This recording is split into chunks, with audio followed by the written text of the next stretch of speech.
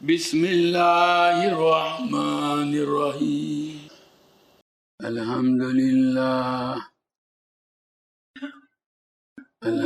للہ نحمده ونستعینه ونستغفره ونؤمن به ونتوکل علیہ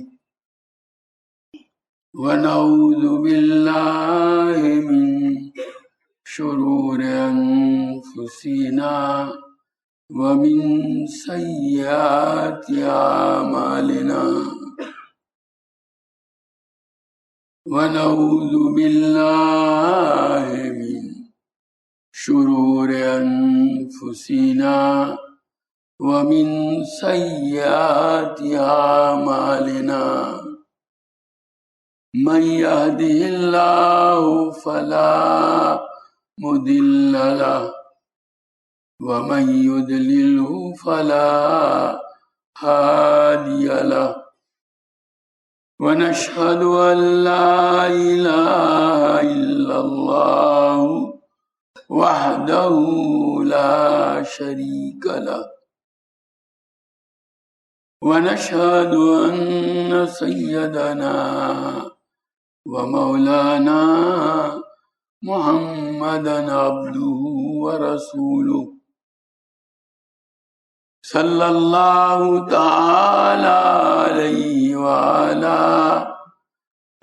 آله وأصحابه وبارك وسلم تسليما كثيرا كثيرا أما بعد فأعوذ بالله من الشيطان الرجيم بسم الله الرحمن الرحيم وأما من بخل واستغنى وكذب بالحسنى فسنيسره للعسرى. یہ سورہ واللیل کی آیتیں آپ کے سامنے تلاوت کی گئی. اس سورت کی تشریح کا سلسلہ پچھلی چند مجالس سے جاری ہے. ان آیات میں اللہ تبارک و تعالیٰ نے انسانوں کی دو قسموں کو بیان فرمایا ہے. ایک قسم وہ ہے جو اللہ تعالیٰ کے سامنے حاضر ہونے کا یقین رکھتی ہے اور اس بات پر ایمان رکھتی ہے کہ اچھے اعمال کے نتیجے میں اللہ تعالیٰ اس کو جنت عطا فرمائیں گے، اور اس کی وجہ سے وہ نیک عمل کرتے ہیں. اور نیک عمل میں سے یہاں خاص طور پر اللہ کی خوشنودی کے خاطر مال خرچ کرنے کو بیان فرمایا ہے. جیسا کہ پہلے بتلایا جا چکا، حضرت صدیق اکبر رضی اللہ تعالیٰ عنہ اللہ تعالیٰ کے راستے میں بہت مال خرچ کیا کرتے تھے، اور بہت سے مظلوموں کو انہوں نے اپنے مال کے ذریعے ظالموں سے چھٹکارا عطا فرمایا. گزشتہ آیات میں اللہ تعالیٰ نے ان کی تعریف فرمائی ہے. یہ آیات جو آج تلاوت کی گئی دوسرے گروہ سے متعلق ہیں جو امیہ ابن خلف کے گروہ سے تعلق رکھنے والے ہیں، کہ مال تو ان کے پاس بہت ہے لیکن وہ لوگ بخل سے کام لیتے ہیں اور جس جگہ مال کو خرچ کرنا چاہیے وہاں خرچ کرنے سے پرہیز کرتے ہیں. ان کا تذکرہ کرتے ہوئے اللہ تعالیٰ فرماتے ہیں وَأَمَّا مَنْ بَخِلَ وَاسْتَغْنَى وَكَذَّبَ بِالْحُسْنَى فَسَنُيَسِّرُهُ لِلْعُسْرَى. وہ لوگ جو بخل کرتے ہیں اور لاپرواہی برتتے ہیں اور جنت کی تکذیب کرتے ہیں، یعنی اس بات پر یقین نہیں رکھتے ایک وقت آنے والا ہے جبکہ نیک عمل کے بدلے میں اللہ تعالیٰ جنت کی نعمتیں عطا فرمائیں گے، ایسے لوگ جو یہ تین کام کرتے ہیں ہم ان کے لیے مصیبت کا راستہ آسان کر دیں گے.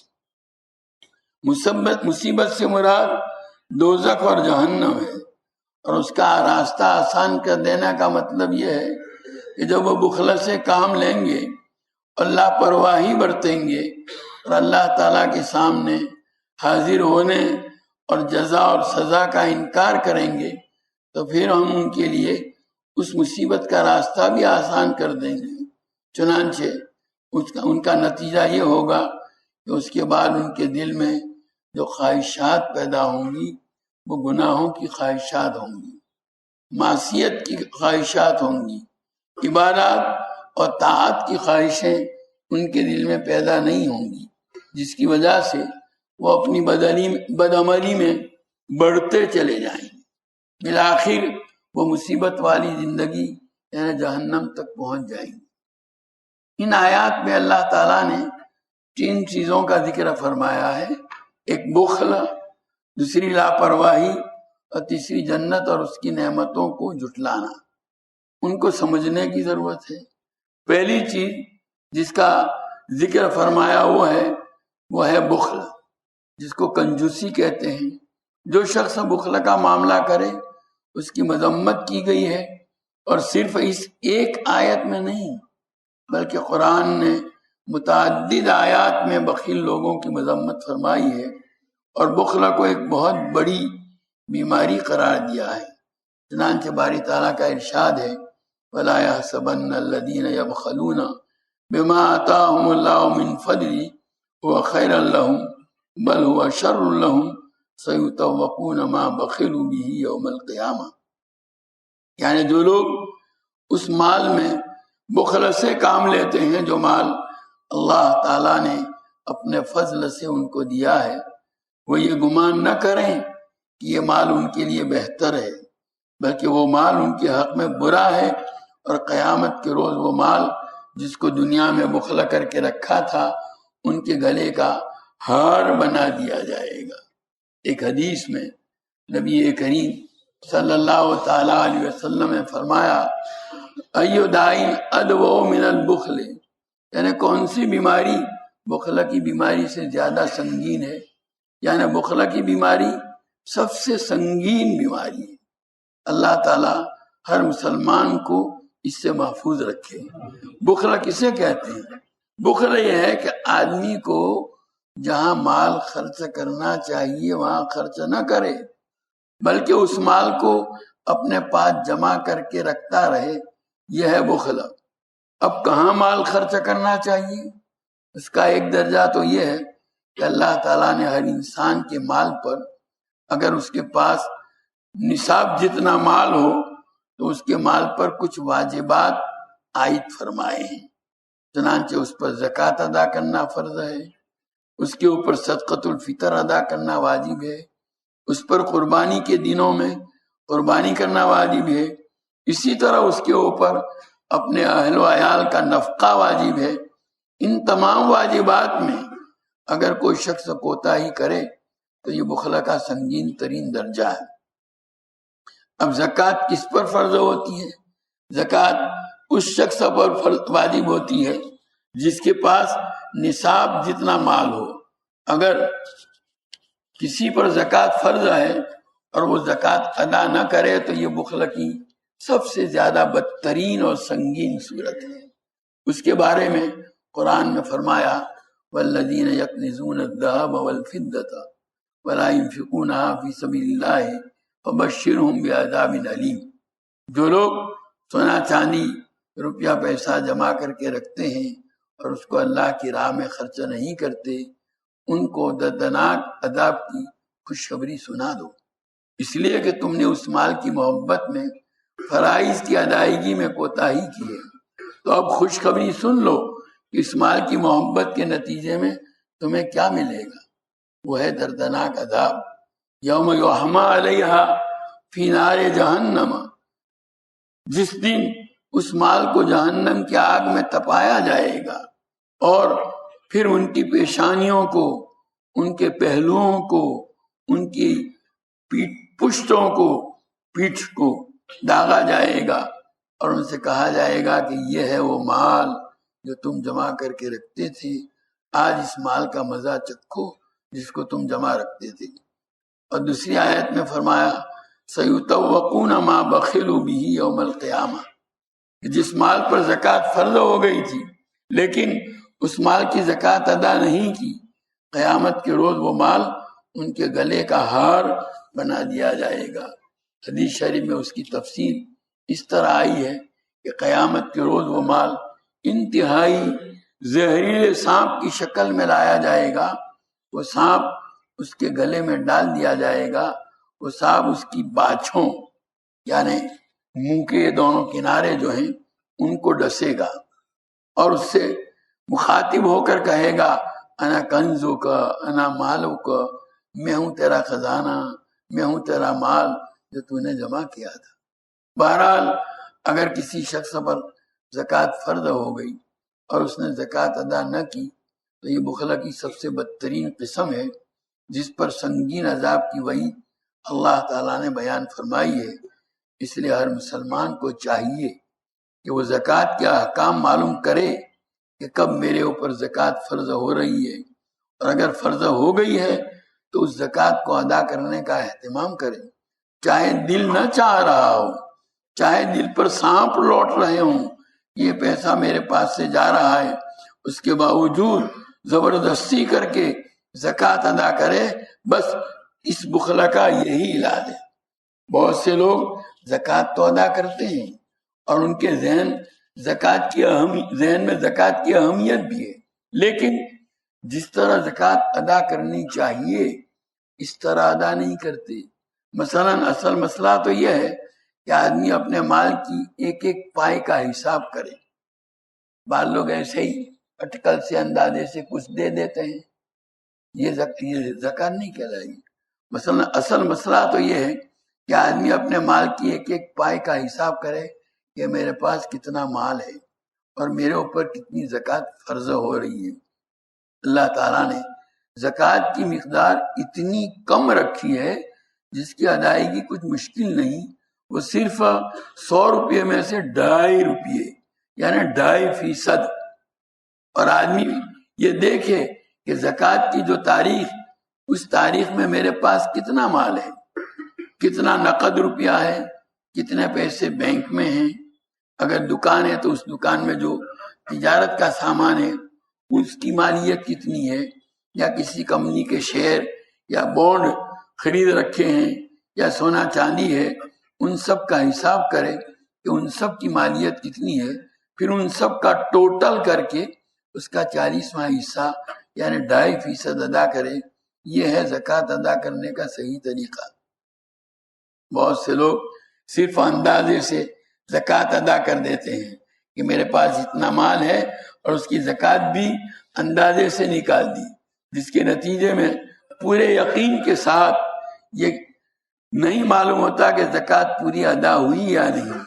اس صورت میں زکوٰۃ ادا کرنے میں جتنی کمی رہ جائے گی قیامت کو روز اس کا عذاب ہوگا۔ اللہ تعالیٰ اس سے حفاظت فرمائے۔ اس لیے صحیح طریقہ یہ ہے کہ جس تاریخ کو آدمی پہلی مرتبہ صاحب نصاب بنا، یعنی جس تاریخ میں اس کی ملکیت میں 52.5 تولہ چاندی کی قیمت کے برابر نقد یا زیور یا تجارت کا مال آیا، اب 52.5 تولہ چاندی کی آج کیا قیمت ہے؟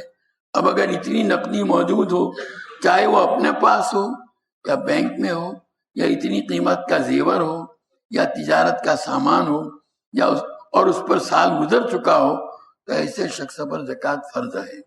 اور جس دن اور جس تاریخ کو وہ اس کا مالک بنا، اسی دن وہ صاحب نصاب بن گیا۔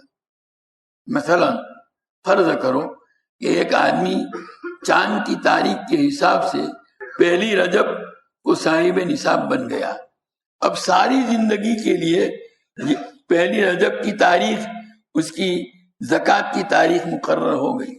اب جب آئندہ سال 1 رجب آئے گی اس کے ذمہ زکوٰۃ واجب ہو جائے گی، اور درمیانے سال اس کی ملکیت میں جو مال آتا جاتا رہا اس کا کوئی اعتبار نہیں۔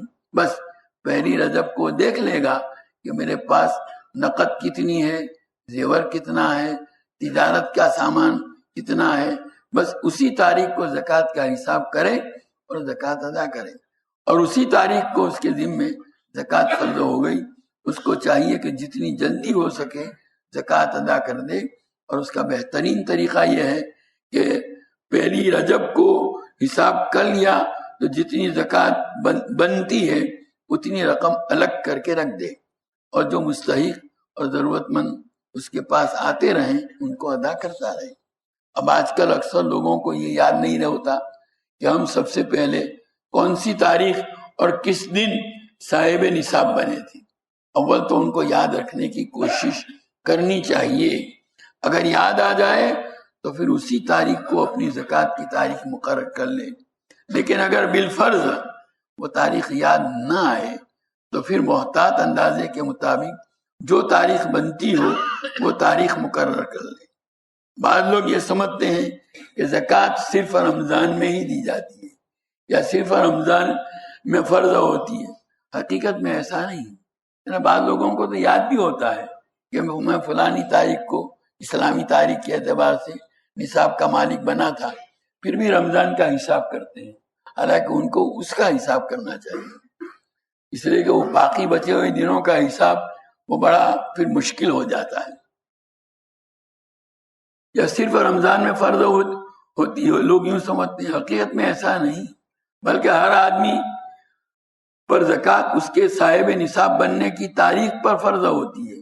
البتہ اگر کسی کو تاریخ یاد نہ آ رہی ہو تو اب محتاط اندازے پر ایک تاریخ مقرر کر لے، اور جب ایک مرتبہ تاریخ مقرر کر لے تو پھر آئندہ پوری زندگی اسی تاریخ کو اپنا زکوٰۃ کا حساب کیا کرے، پھر بدلنا نہیں ہے۔ ایک بات اور یاد رہے، زکوٰۃ سال گزرنے پر واجب ہوتی ہے۔ مثال کے طور پر اگر پہلی رجب کو نصاب کا مالک بنا تو اگلے سال پہلی رجب کو زکوٰۃ واجب ہوگی، لیکن ہر روپے پر الگ سال گزرنا ضروری نہیں۔ لہذا اگر پہلی رجب کو نصاب کا مالک بنا اور آئندہ سال پہلی رجب کو بھی وہ نصاب کا مالک ہے، اب اگر درمیان میں سال میں رقم آتی جاتی رہی اس کا حساب رکھنے کی ضرورت نہیں، بس آئندہ سال پہلی رجب کو جتنا مال ہوگا، چاہے اس مال میں سے کچھ مال ایک دن یا 2 دن پہلے ہی آیا ہو اور اس پر سال نہ گزرا ہو، لیکن چونکہ وہ آدمی نصاب کا مالک ہے اس لیے پہلی رجب کو جتنی بھی رقم ہوگی اس پر زکوٰۃ واجب ہوگی۔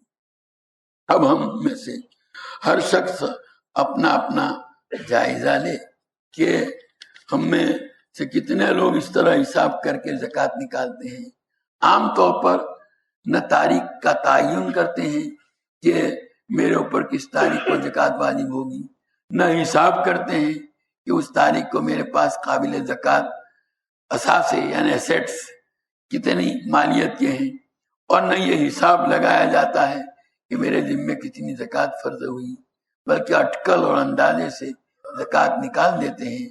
اب اگر وہ اندازہ غلط ہو گیا اور زکوٰۃ ادا کرنے میں کمی رہ گئی تو وہ شخص اتنی زکوٰۃ نہ دینے والوں میں شمار ہوگا۔ لہذا ہر مسلمان کو چاہیے کہ وہ زکوٰۃ کی ادائیگی اور اس کے حساب کی اپنے لیے ایک ضروری اس کے حساب کو اپنے لیے ایک ضروری کام سمجھے، اپنی ایک ڈائری بنائے اور اس ڈائری میں یہ لکھا ہو کہ میں فلاں تاریخ کو صاحب نصاب بنتا ہوں اور اس تاریخ کو میرے اوپر زکوٰۃ فرض ہو جاتی ہے۔ پھر اس تاریخ پر سارے اثاثوں یعنی جتنی بھی ایسیٹس ہیں ان کا جائزہ لے کر کہ میرے پاس کتنی نقد موجود ہے، کتنا بینک میں ہے، کتنا زیور ہے، اگر کسی کے پاس دکان ہے تو اس میں تجارت کا مال ہے تو سب سے زیادہ دشوار کام اس دکان کے تمام مال کی قیمت لگانا ہوتا ہے، لیکن ہر مسلمان کے ذمے یہ فرض ہے۔ اگر تم دکاندار ہو تو اس تاریخ پر اس کے تمام مال کی قیمت لگانا تمہارے ذمے فرض ہے، اور قیمت لگا کر اس کو اپنے مال زکوٰۃ میں شمار کرو اور اس کا 40واں حصہ الگ کر دو، پھر حسب ضرورت مستحقین کو ادا کرتے رہو۔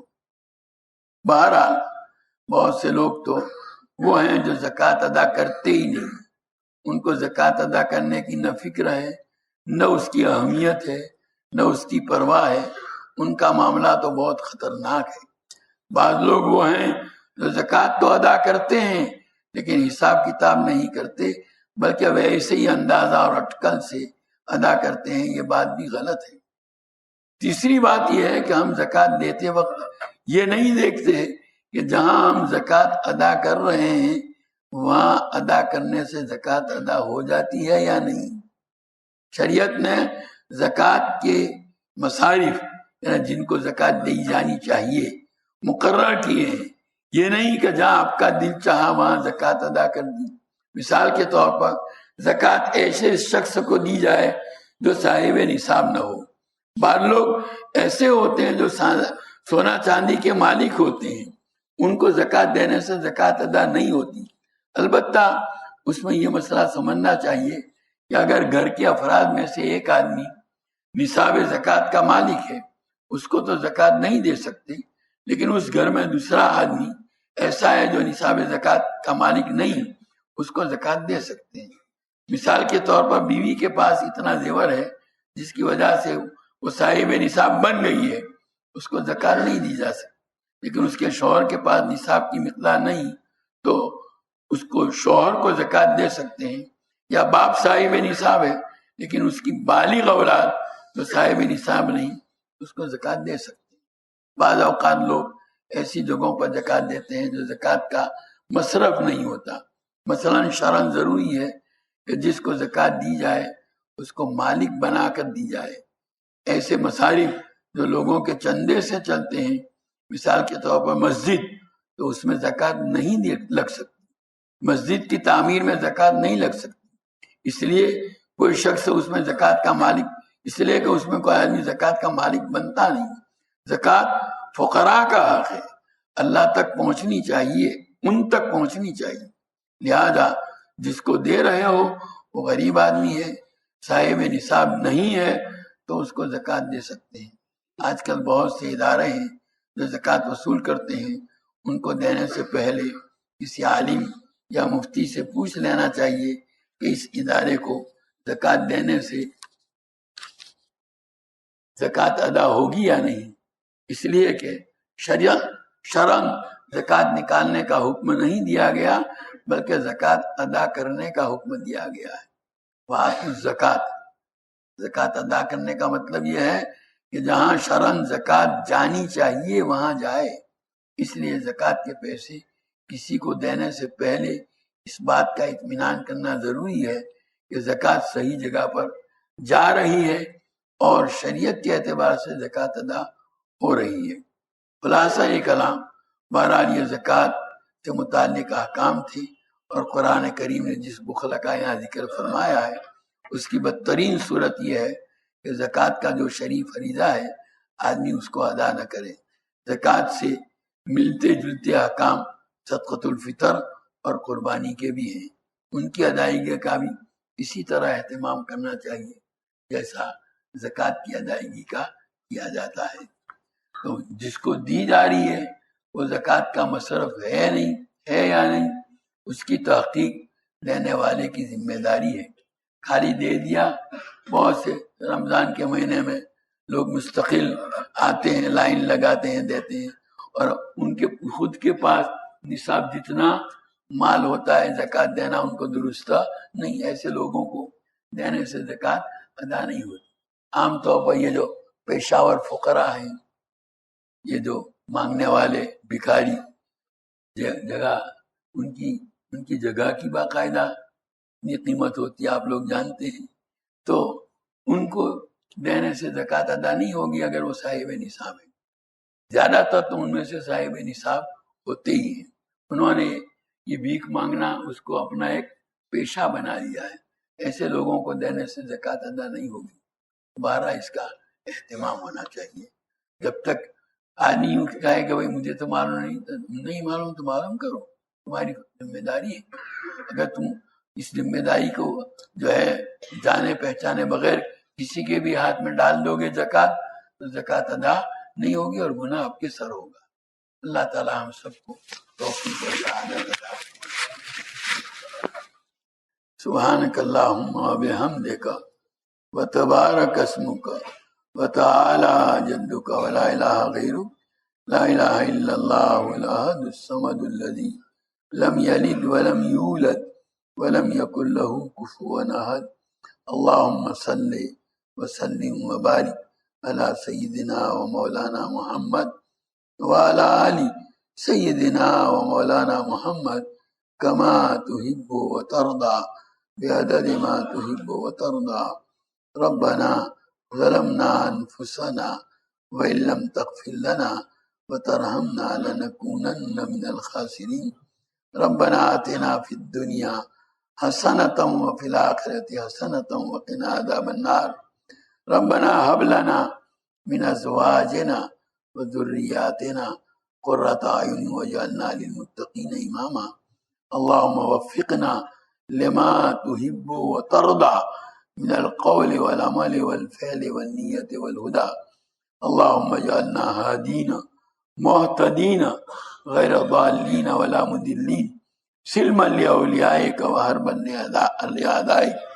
نحب بحبك من أحبك ونعادي بعداوتك من خالفك من خلقك. اللهم أغننا بالعلم وزينا بالحلم وأكرمنا بالتقوى وجملنا بالعافية. اللهم آتنا أفضل ما تؤتي عبادك الصالحين. اللهم لا تنزي منا صالح ما آتيتنا. اللهم استر عوراتنا وآمن رواتنا. اللهم أحسن عاقبتنا في الأمور كلها وأجرنا من خزي الدنيا وعذاب الآخرة. اے اللہ تو ہمارے گناہوں کو معاف فرما، ہماری خطاؤں سے درگزر فرما. گنہگار ہیں، خطا کار ہیں، قصوروار ہیں. اب تک کی ہماری زندگی تیری نافرمانی میں گزری. تو نے جن کاموں کو کرنے کا حکم دیا ان کو بجا نہیں لائے. جن چیزوں سے تو نے منع فرمایا انہی کا ارتکاب کرتے رہے. گناہ کر کر کے لذتیں حاصل کرتے رہے اور تیرا دیا ہوا رزق کھا کھا کر تیرا ہی مقابلہ کرتے رہے. کہ اللہ اگر تو نے ہماری مغفرت نہیں فرمائی ہمارا کوئی ٹھکانہ نہیں رہے گا. مولا معاف کر دے، مولا معاف کر دے. تجھے معافی بہت پسند ہے. جب بندہ تیرے حضور اپنے گناہوں کی مغفرت چاہتا ہے تو خوش ہو کر تو اپنے فرشتوں سے کہتا ہے یہ بندہ جانتا ہے کہ اس کے گناہوں کو میرے علاوہ کوئی معاف نہیں کر سکتا. یقیناً اللہ ہمارے گناہوں کو آپ ہی معاف کر سکتے ہیں. ہماری مغفرت فرما، ہمارے والدین کی مغفرت فرما، ہمارے اہل و عیال کی مغفرت فرما، ہمارے بھائی بہن، ہماری اولاد در اولاد، ہمارے اعزاء اور اقارب کی مغفرت فرما، ہمارے اساتذہ اور مشائخ کی مغفرت فرما، ہمارے دوست اور احباب، محسنین و متعلقین، مخلصین و محبین کی مغفرت فرما. جنہوں نے ہم سے دعاؤں کے لیے کہا لکھا، جو ہم سے دعاؤں کی توقع اور امید رکھے ہوئے ہیں ان کی مغفرت فرما. اے اللہ تمام مومنین و مومنات، مسلمین و مسلمات، پوری امت محمدیہ کی مغفرت فرما. ہمارے چھوٹے اور بڑے، ظاہر اور پوشیدہ، اگلے اور پچھلے سارے گناہوں کو معاف فرما. ہماری سیئات کو حسنات سے مبدل فرما. گناہوں کی نفرت اور نیکیوں کی رغبت ہمارے قلوب کے اندر ڈال دے. تمام رذائل سے ہم کو پاک اور صاف فرما کر محاسن اخلاق سے مزین فرما. تیری معرفت و محبت کے انوار سے ہمارے قلوب کو منور فرما. تیری یاد سے ہمارے دلوں کو آباد فرما. دوام ذکر اور دوام طاعت کی ہمیں توفیق عطا فرما. تمام اعمال میں اخلاص، اتباع اور احتساب کی کیفیت نصیب فرما. اے اللہ ہم پر اپنا خصوصی فضل فرما دے. حضور پاک صلی اللہ علیہ وسلم کا امتی جہاں کہیں بھی ہو اس کے ایمان و اسلام کی، جان و مال کی، عزت و آبرو کی، اہل و عیال کی، تجارت و زراعت و کاروبار کی پوری حفاظت فرما. پورے عالم میں امت محمدیہ جہاں کہیں بھی مظلومیت کا شکار ہے اے اللہ اس کی بھرپور نصرت فرما. ظالم کے ہاتھ کو ظلم سے روک دے. اے اللہ جو تیرے بندے قید و بند میں محبوس ہیں ان کو رہائی نصیب فرما. جو مقدمات میں ماخوذ ہیں ان کو بری فرما. اے اللہ جو جس مصیبت میں گرفتار ہے اس کو اس سے نجات عطا فرما.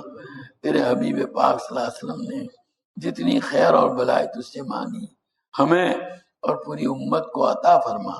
اور جن شرور و برائیوں سے پناہ چاہی ان سے ہماری اور پوری امت کی حفاظت فرما۔ اے اللہ، تیرے حبیب پاک صلی اللہ علیہ وسلم نے جتنی خیر اور بھلائی تجھ سے مانگی ہمیں اور پوری امت کو عطا فرما، اور جن شرور برائیوں سے پناہ چاہی ان سے ہماری حفاظت فرما۔ ربنا تقبل منا انک انت السمیع العلیم وتب علینا انک انت التواب الرحیم۔